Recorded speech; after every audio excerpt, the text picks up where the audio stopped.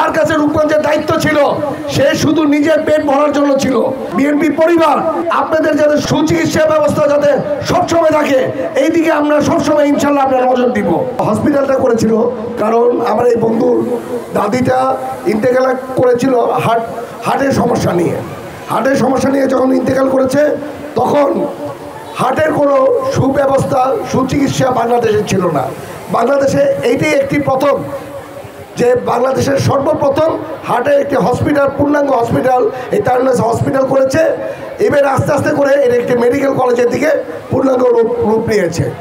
আমরা একটা করতালির মাধ্যমে ওকে একটি ধন্যবাদ জানাই যে এত সুন্দর করে ও এই মেডিকেল কলেজের এই এটা করছে।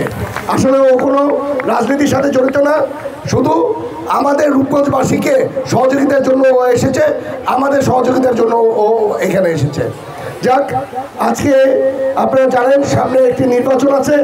নির্বাচনের জন্য আমি যদি দু একটি কথা বলি যে আমাদের নেতা মোনালিসা হেভি ফ্লো 15 পিস প্যাকেটের সাথে 8 পিসের একটি প্যাকেট একদম ফ্রি।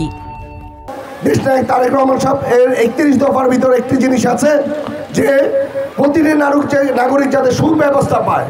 আমরা ওইদিকে আগাচ্ছি, আমরা চেষ্টা করছি যে মানুষ যাতে সুব্যবস্থা পায়। আমি যদি যাই বিগত 17 বছরে আপনারা কি এরকম চিকিৎসার অনুষ্ঠান দেখেছেন?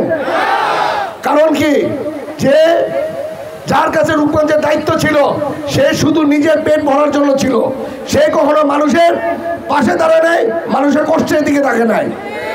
আমরা ইনশাল্লাহ বিএনপির মানুষ, বিএনপি পরিবার আপনাদেরকে নিয়ে আপনাদের যাতে সুব্যবস্থা সুচিকিৎসা ব্যবস্থা যাতে সবসময় থাকে এই দিকে আমরা সবসময় ইনশাল্লাহ আপনার নজর দিব। আজকে এখানে আমি আমার মা ও বোনদের কথা বলে যাই। আমার মা ও বোনরা অনেক কষ্ট করছে। আজকে ওদের বাসায় গ্যাস লাইন নাই। যেই গ্যাস লাইনে ওনারা টাকা দিয়েছে, টাকা দেওয়ার পরও এই গ্যাস লাইনটাকে অবৈধ বলে তারা বলছে। ইনশাল্লাহ এই লাইনগুলিকেও আমরা বৈধতা দেওয়ার জন্য আমরা সর্বোচ্চ ইনশাল্লাহ চেষ্টা করব।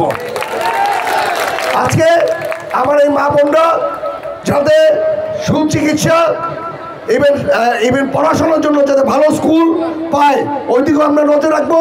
আর আমরা চেষ্টা করব যাতে সরকারি একটি হসপিটাল যাতে এখানে হয়, যাতে আমার মা ও বোনরা অন্যান্য যারা আমার এলাকাবাসীরা যাতে অল্প খরচে যাতে এরকম চিকিৎসা পায় এই ব্যবস্থাটার জন্য আমরা সরকারের কাছে ইনশাল্লাহ দাবি জানাবো।